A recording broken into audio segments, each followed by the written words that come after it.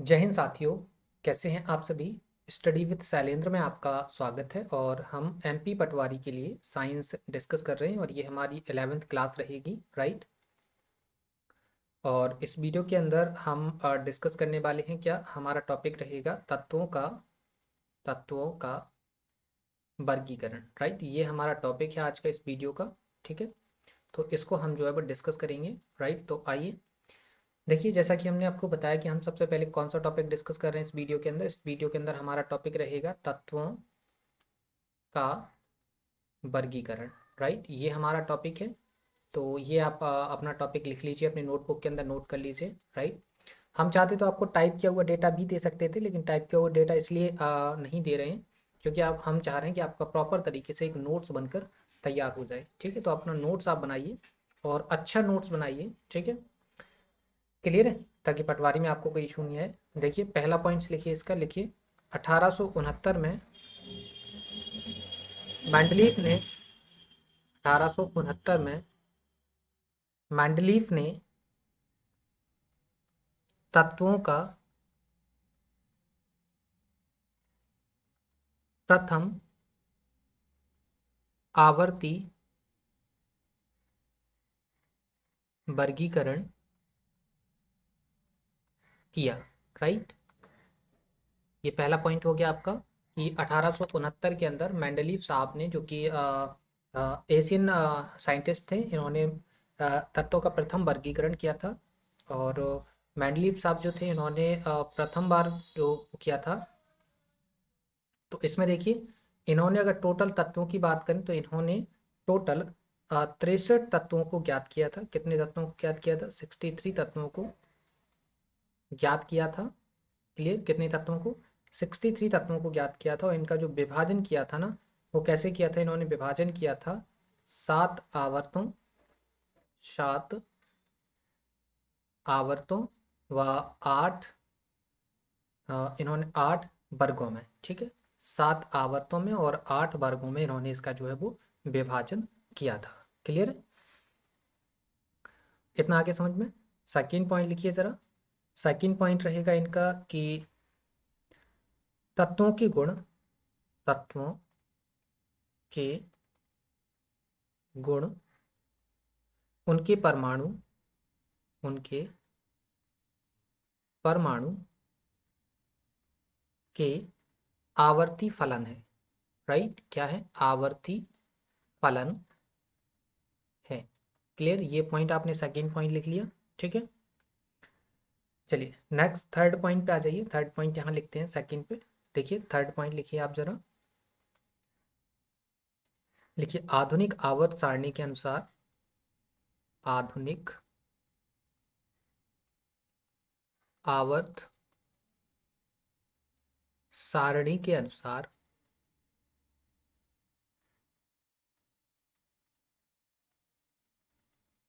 आधुनिक आवर्त सारणी के अनुसार क्या है साथियों? तत्वों के गुण, तत्वों के गुण, उनके परमाणु क्रमांकों के, परमाणु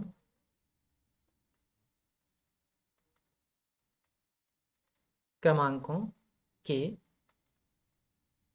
आवर्ती फलन है, राइट। क्या है? आवर्ती फलन है, ठीक है। ये आपको समझ में आ गया। ये अभी अब अपन लिख चुके हैं थोड़ी देर पहले, ठीक है। अभी अपन ने थोड़ी देर पहले क्या लिखा था? देखिए ये यहाँ पर आपने क्या बताया कि ये जो इनका जो तत्वों के गुण हैं वो किसके आवर्ती फलन होंगे? ये परमाणु क्रमांकों के आवर्ती फलन होंगे। और जस्ट अभी आपने एक पॉइंट लिखा था, क्वेश्चन पॉइंट नंबर सेकेंड, वहाँ आपको क्या बताया था कि तत्वों के जो गुण हैं उनके परमाणु भारों के आवर्ती फलन है, ठीक है। तो दोनों में फर्क आपको याद रखना है। क्लियर, ये आधुनिक आवर्त सारणी के अनुसार है और वो जो है वो मेंडलीव की सारणी के अनुसार है, राइट। चलिए तो आगे देखिए ज़रा। नेक्स्ट पॉइंट, पॉइंट नंबर 4 लिखिए। पॉइंट नंबर 4 में है कि मैंडलीव की संशोधित आवर्त सारणी, आवर्त सारणी में 18 वर्ग, 18 वर्ग व 7 आवर्त हैं, राइट। कितने? 7 आवर्त है। क्लियर। तो मतलब जो इसकी क्या नाम, मेंडलीव की जो पहले सारणी बनी थी, जो पहली सारणी बनी थी, उसमें कितने आवर्त थे? उसमें 7 आवर्त और 8 वर्ग थे।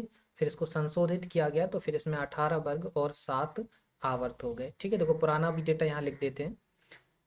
प्रीवियस जो वो थी उसमें कितने आवर्त थे? 7 आवर्त थे और 8 वर्ग थे। अब यहाँ पर 8 के जगह 18 वर्ग हो गए, बाकी आवर्त सेम के सेम ही है। ठीक है, क्लियर है साथियों? इतना आपको समझ में आ गया।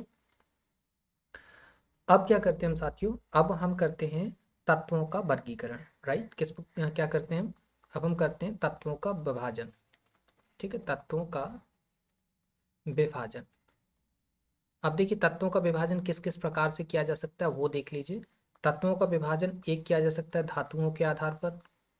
किस आधार पर? धातुओं के आधार पर। दूसरा विभाजन किया जा सकता है अधातु के आधार पर, अधातुओं के आधार पर, राइट। तीसरा इसमें जो किया जा सकता है, तीसरा विभाजन जो रहेगा वो किस बेस पे रहेगा? तीसरा रहेगा उपधातु। ठीक है, क्या रहेगा? उपधातु। क्लियर।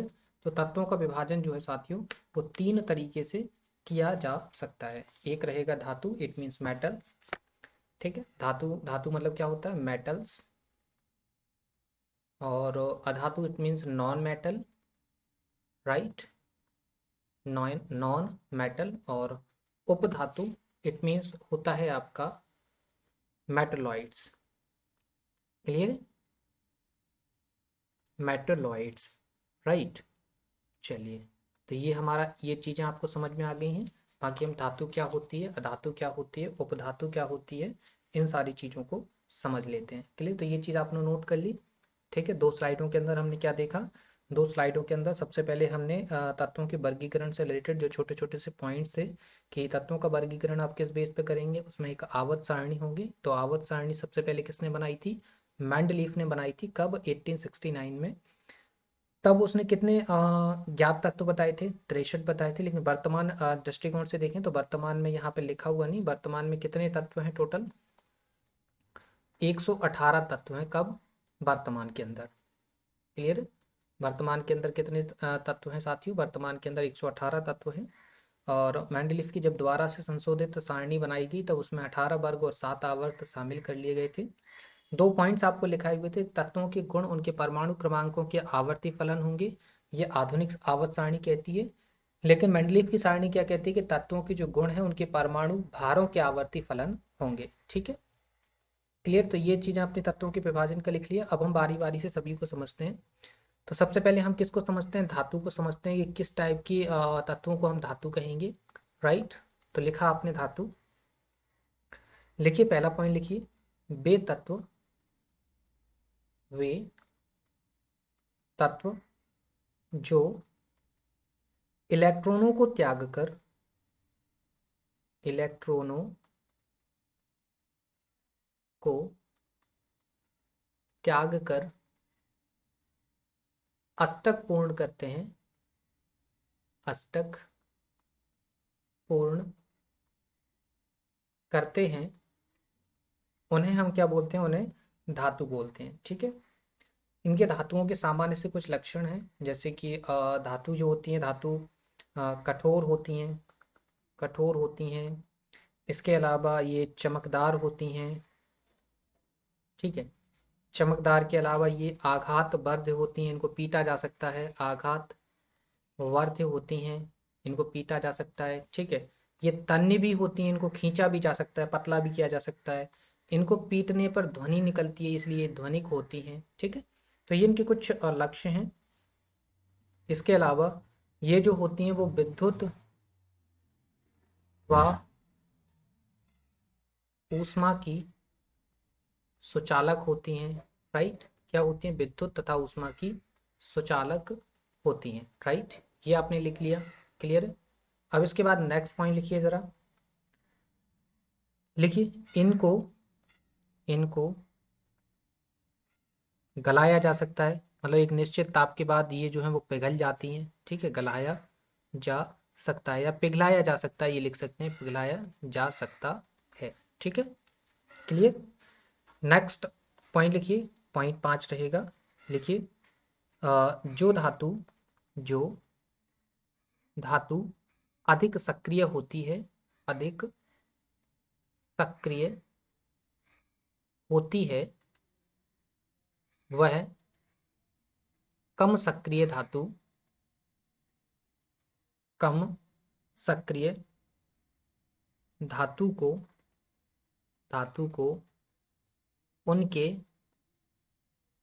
लवणों में विस्थापित कर देती है, उनके उनको उनके लवणों में विस्थापित कर देती है, राइट। ये आपने पॉइंट लिख लिया, ठीक है। ये 5 पॉइंट हैं इसके धातुओं से रिलेटेड। धातु होगी क्या?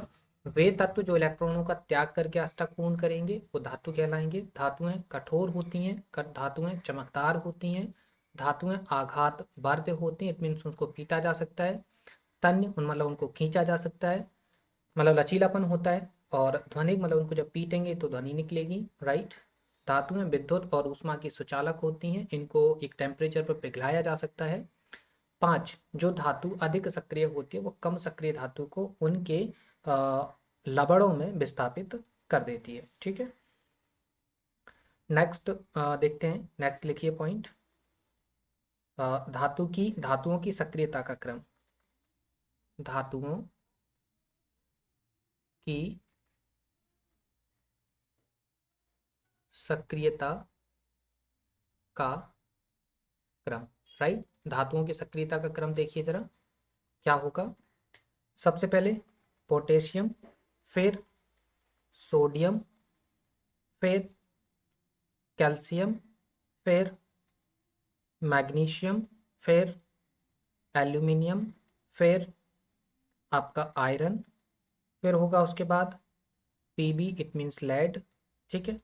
फिर आपका हाइड्रोजन, फिर आपका तांबा, फिर उसके बाद आपका पारा, ठीक है। पारा के बाद आएगी आपकी चांदी, और फिर उसके बाद आएगा आपका सोना, ठीक है, एयू जिसे बोलते हैं।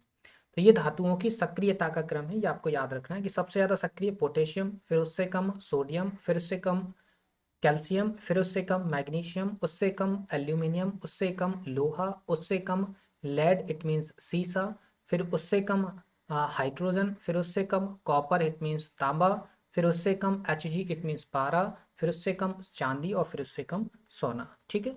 ये धातुओं की सक्रियता का क्रम है, क्लियर है। चलिए तो फिर आगे की तरफ देखते हैं, और इसका एक एग्जांपल देख लिए, उदाहरण लिख लीजिए। उदाहरण,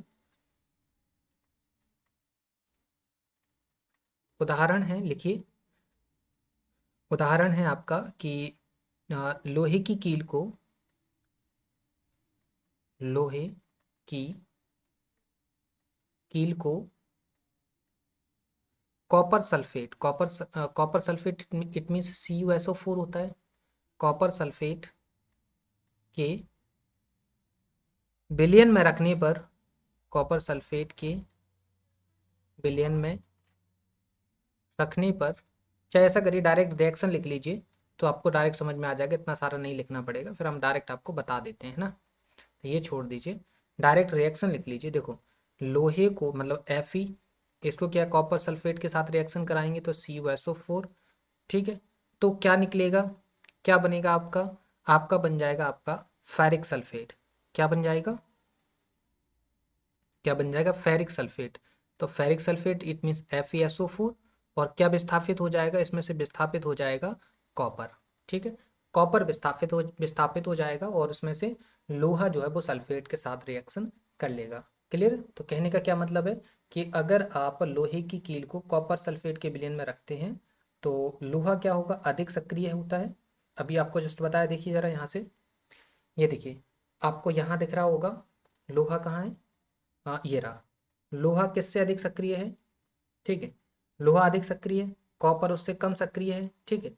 तो जब लोहा के साथ कॉपर का रिएक्शन होगा तो कॉपर को क्या कर देगा, वो विस्थापित कर देगा। यही बताया, देखो यहाँ पे ये पॉइंट्स लिखा है, क्या लिखा है कि जो कम सक्रिय धातु होगी उसको विस्थापित कर देगा। तो इस कॉपर कम सक्रिय, तो जो लोहा जब इसके साथ रिएक्शन करेगा तो इसको क्या कर देगा, विस्थापित कर देगा, राइट।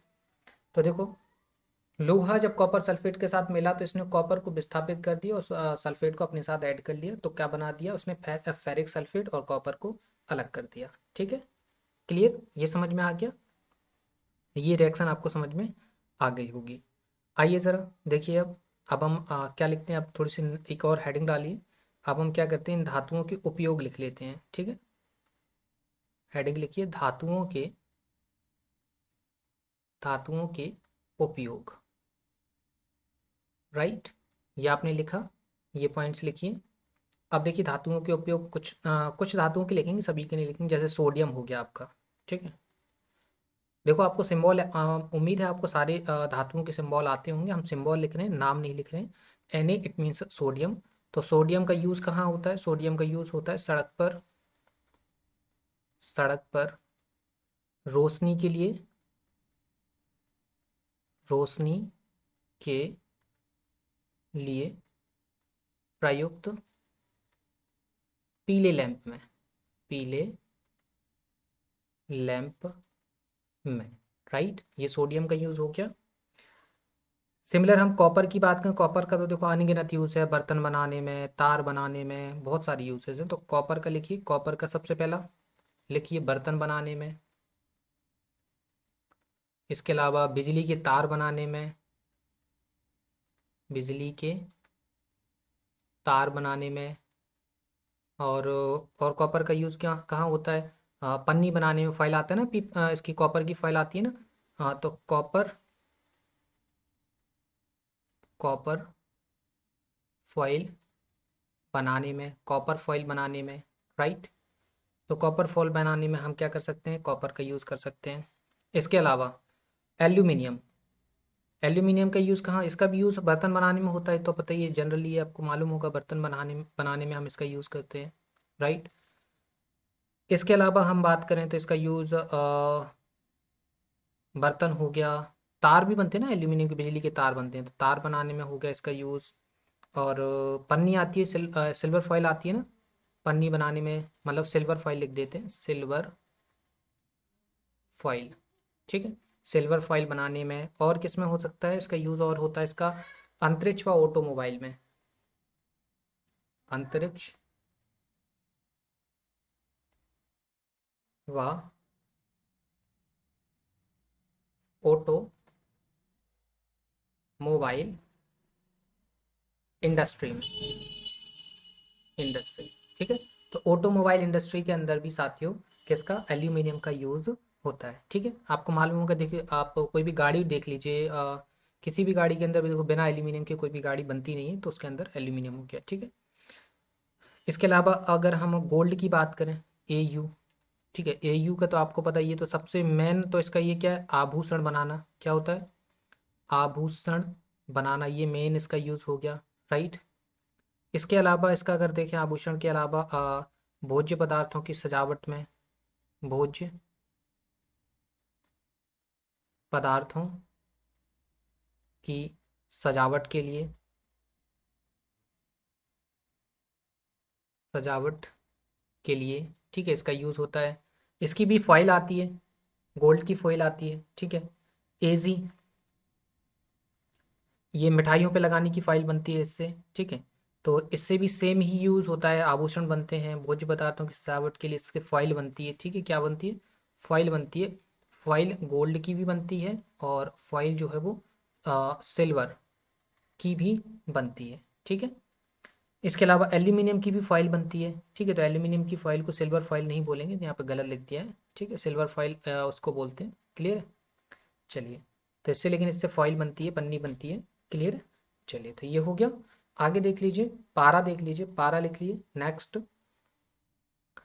पारा लिखेंगे, Hg। इसका यूज़ देखिए, तो इसका यूज़ तो थर्मामीटर में तो होता है, थर्मामीटर में आपको मालूम होगा कि पारा का यूज़ होता है, थर्मामीटर हो गया। इसके अलावा अति चालक के रूप में यूज़ होता है इसका, अति चालक के रूप में, इसके अलावा आप देखेंगे तो ट्यूबलाइट्स में पुरानी, अभी प्रेजेंट की तो एलईडी ट्यूबलाइट्स आ रही हैं तो इनमें तो पारा आता नहीं है, लेकिन पुरानी ट्यूबलाइट्स आप देखेंगे ना, तो पुरानी ट्यूबलाइट्स के अंदर पारे की भाप भरी होती थी। ठीक है, तो पुरानी ट्यूबलाइट्स के अंदर आपका पारा प्लस में आर्गन, दो चीज़ें भरी होती थी। ठीक है, इसके अलावा टाइटेनियम, टीआई। ठीक है, टाइटेनियम का यूज़ तो आपको पता है, इसको रणनीतिक धातु बोलते हैं टाइटेनियम को। इसके अलावा इसका यूज़ जो है वो परमाणु व अंतरिक्ष अनुसंधान में, अंतरिक्ष अनुसंधान में तथा हवाई जहाज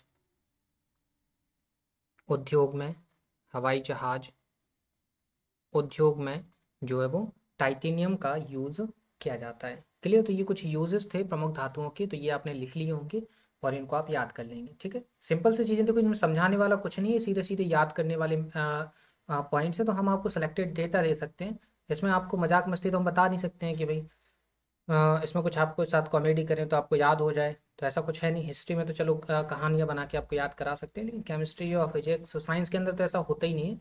तो आपको चीज़ें याद करनी पड़ेंगी, खुद से समझना पड़ेगा, हम आपको सिलेक्टेड डेटा दे रहे हैं। ठीक है, क्लियर है।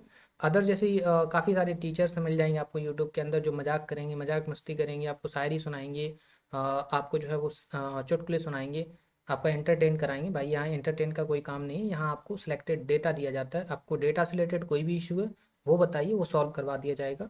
ठीक है, और अगर आपको कुछ भी आपको इशू आ रहा है कमेंट सेक्शन में बताइए, आपके सारे इश्यूज जो हैं वो सॉल्व करवा दिए जाएंगे। ठीक है, लेकिन मजाक मस्ती का कोई काम नहीं है यहाँ। ठीक है, चलिए अब देखिए आगे, हम कुछ इंपॉर्टेंट फैक्ट्स की बात करते हैं। किसकी बात कर लेते हैं? Important, important fact. ठीक है, इम्पोर्टेंट फैक्ट पहला लिखिए। जैसे कि आपने सोडियम का नाम सुना होगा और आपने पोटेशियम का नाम सुना होगा। ये जो सोडियम और पोटेशियम धातु हैं, इन्हें सोडियम पोटेशियम धातु को के बारे में सुना होगा कि इन्हें चाकू से काटा जा सकता है, चाकू से काटा जा सकता है, क्योंकि ये काफ़ी ज़्यादा मुलायम होती हैं। ठीक है, काटा जा सकता है। इसके अलावा आप देखेंगे तो ये अत्यधिक क्रियाशील होने के कारण, ये अत्यधिक क्रियाशील होने के कारण, आपको पता है सबसे ज़्यादा क्रियाशील तो पोटेशियम है, उसके बाद क्या है? सोडियम है। अत्यधिक क्रियाशील होने के कारण, क्रियाशील होने के कारण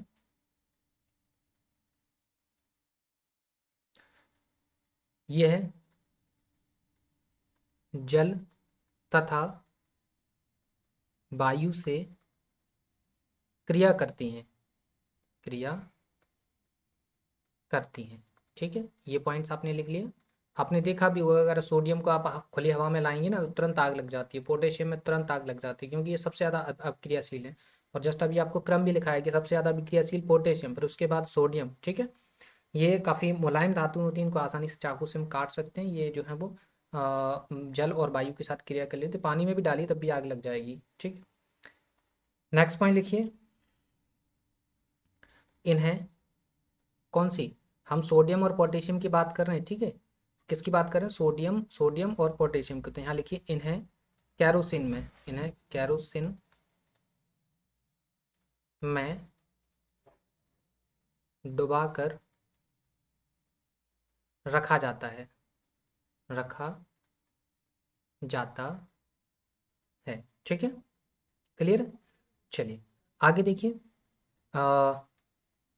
नेक्स्ट पॉइंट लिखिए। सोडियम व पोटेशियम जल में जलने लगते हैं, जलने लगते हैं, जबकि कैल्शियम, क्या? कैल्शियम, यहाँ सोडियम पोटेशियम, जबकि कैल्शियम जल में तैरता है। ठीक है, तैरता है। क्लियर, ये पॉइंट्स आपने लिख लिया, राइट। चलिए नेक्स्ट पॉइंट लिखिए, पॉइंट 5 लिखेंगे अपन। क्या लिखेंगे? अभी जस्ट आपको बताया था कि टाइटेनियम को हम क्या बोलते हैं? रणनीतिक धातु बोलते हैं। क्या बोलते हैं? रणनीतिक धातु। ठीक है, तो यहाँ लिखिए टाइटेनियम को रणनीतिक धातु कहा जाता है। राइट, क्या कहा जाता है? रणनीतिक धातु। ठीक है, नेक्स्ट पॉइंट लिखिए। नेक्स्ट पॉइंट रहेगा कि आतिशबाजी के दौरान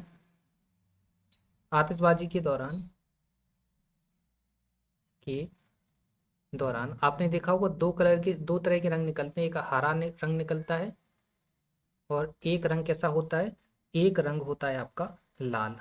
ठीक है, तो देखिए साथियों, जो हरा रंग निकलता है ना आतिशबाजी के दौरान, ये हरा रंग निकलता है किस कारण? हरा रंग निकलता है बेरियम के कारण।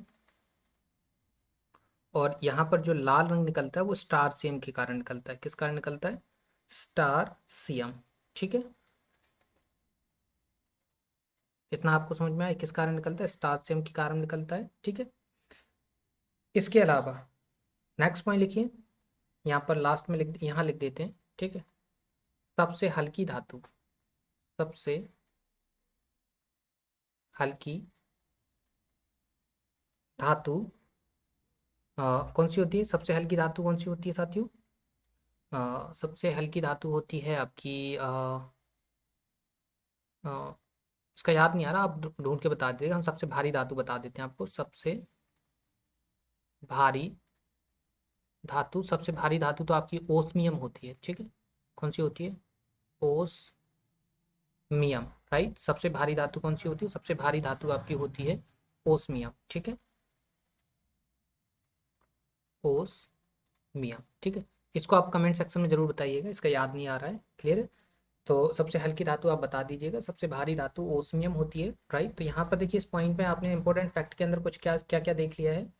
आपने देख लिया है कि सोडियम और पोटेशियम जो होता है उनको चाकू से काट सकते हैं। काफ़ी मुलायम धातुएं होती हैं, लेकिन दोनों की दोनों सबसे अधिक अत्यधिक क्रियाशील होती हैं, जिस कारण ये जल और वायु दोनों से क्रिया कर लेती हैं, जिस कारण जल में ये क्या होता है? इनमें आग लग जाती है। लेकिन जो कैल्शियम होता है वो जल में तैरने लग जाता है।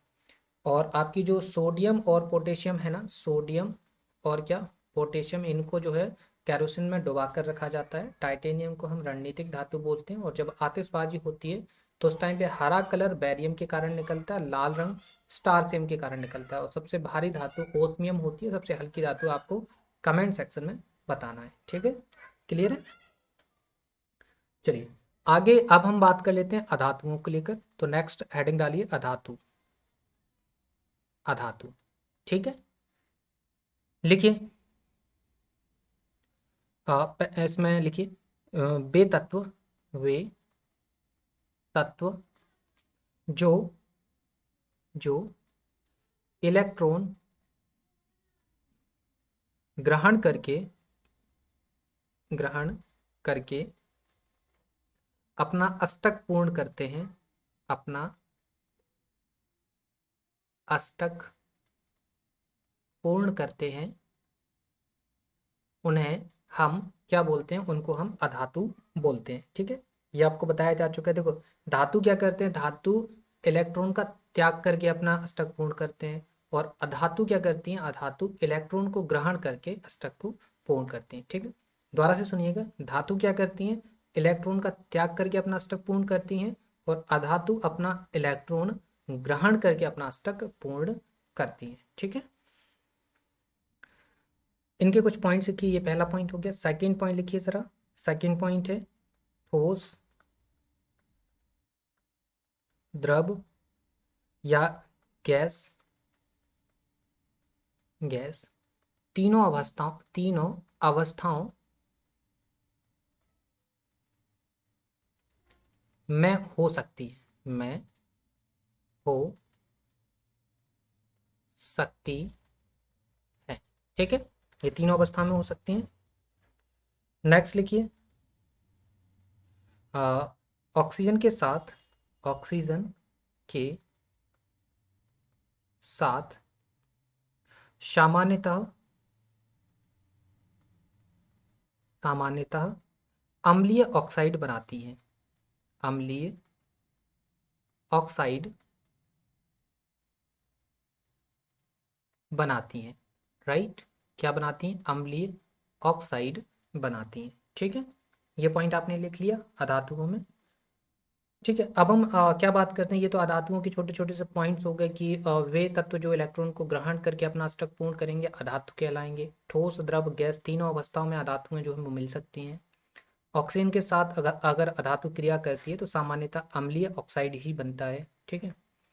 अब हमने अधातु धातुओं के प्रयोग की बात करी थी, कुछ धातुओं के बारे में भी जाना था, जैसे सोडियम हो गया, पोटेशियम हो गया, लोहा हो गया, सोना हो गया, गोल्ड, उसके अलावा चांदी हो गई, सिल्वर हो गई, ठीक है। इसके बाद एल्यूमिनियम हो गई। इन सारी चीज़ों के बारे में हमने देखा था।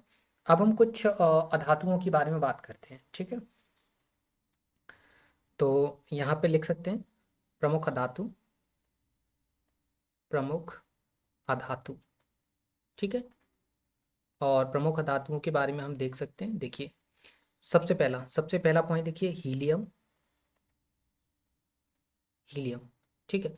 हीलियम का आपको परमाणु क्रमांक मालूम होगा। हीलियम का परमाणु क्रमांक कितना होता है? इसका एटॉमिक नंबर तो आपको मालूम होगा। एटॉमिक नंबर कितना होता है? एटॉमिक नंबर होता है इसका 1, ठीक है। क्लियर है? इसको आपको समस्थानिक और संभारिक के अंदर आपको इसको डिस्कशन किया था, इसका हीलियम का, राइट। देखिए जरा, इसके बाद देखिए इसका, ये तो यहाँ पर जगह नहीं बचेगी, इसको मिटा देते हैं पहले, ठीक है। चलिए आगे देखिए अब जरा, देखिए क्या होता है हीलियम का। इसका पहला पॉइंट लिखिए, इसे गुब्बारों, इसे गुब्बारों तथा हल्के वायुयानों में भरा जाता है, ठीक है। वायुयान में भरा जाने का मतलब ये नहीं कि वायुयान का गेट खोला, उसके अंदर हवा हीलियम गैस को भरती है, नहीं। ये वायुयान के टायरों में भरी जाती है, ठीक है। किस में भरी जाती है? वायुयान के टायरों में भरी जाती है, ठीक है।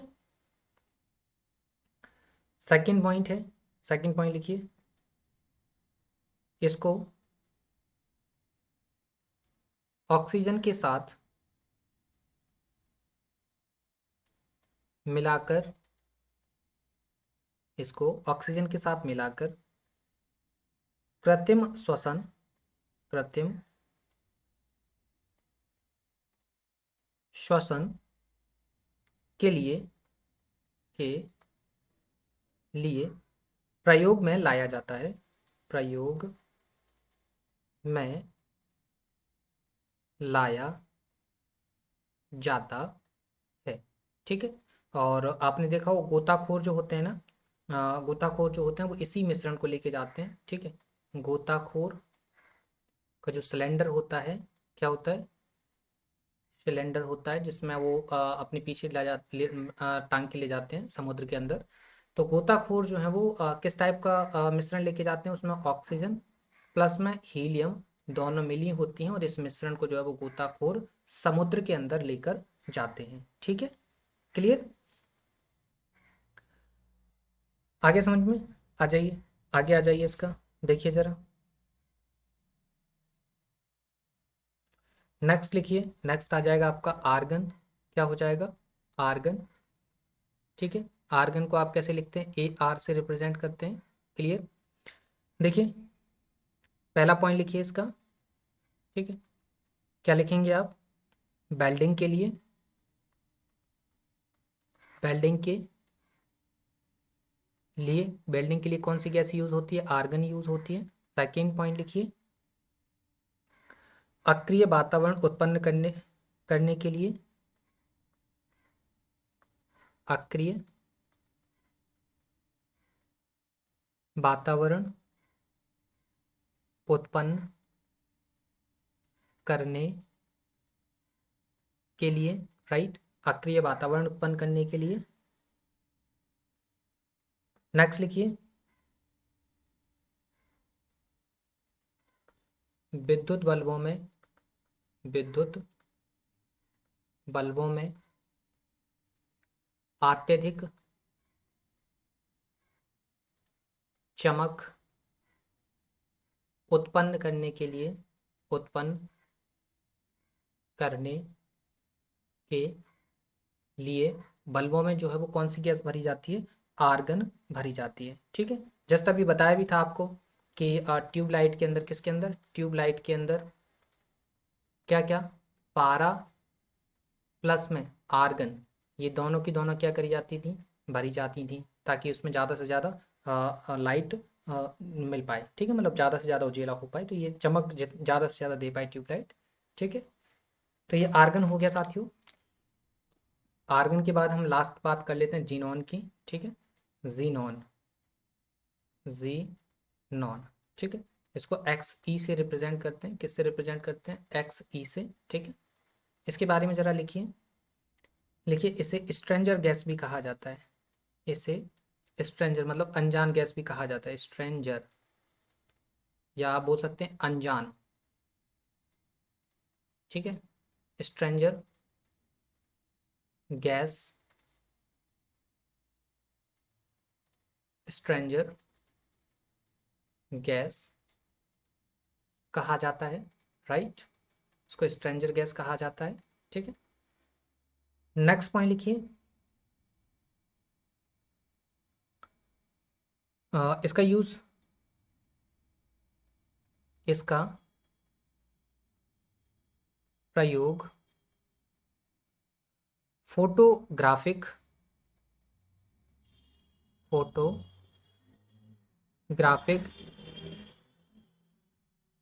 फ्लैश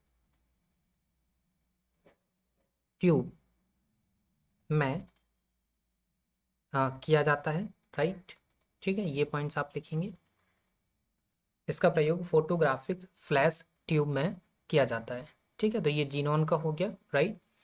इतनी ही चीज़ें आपके लिए यहाँ पर इंपॉर्टेंट है। अधातु में, धातु आप लिख चुके, अधातु आप लिख चुके। इसके अलावा अब लास्ट रह गया है आपका कौन सा, उपधातु। क्या रह गया है आपका, उपधातु, मेटेलॉइड्स। ठीक है, उप धातु, राइट। तो मेटेलॉइड्स की बात करिए तो उपधातु जो बोल सकते हैं ऐसे तत्व, ऐसे तत्व जो धातु व अधातु दोनों के, दोनों के गुण रखते हैं। ठीक है, दोनों के गुण रखते हैं, उनको हम क्या बोलते हैं, उनको बोलते हैं हम उपधातु। ठीक है, इसके एग्जांपल्स देख लीजिए। एग्जांपल, एग्जांपल के तौर पे आपको आर्सेनिक दिख जाएगा, आर्सेनिक हो गया। इसके अलावा आपका एंटीमनी हो गया, एंटीमनी। ठीक है, एंटीमनी के अलावा आपका जर्मेनियम हो गया, राइट। क्या हो गया, जर्मेनियम हो गया। तो ये जो है साथियों, ये क्या है, इसके एग्जांपल्स हैं। ठीक है,